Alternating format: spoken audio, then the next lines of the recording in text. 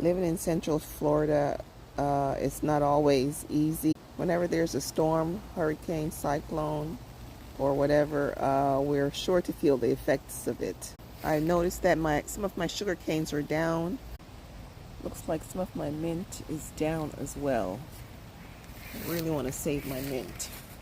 All right, all is not lost.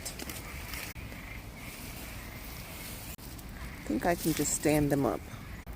The lemongrass is overgrown and I need to clean that up.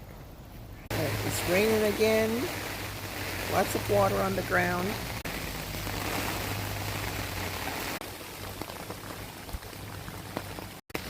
Yikes, feels like I'm sinking. Oh shoot. Oh shoot. Water on the ground. So it is raining again.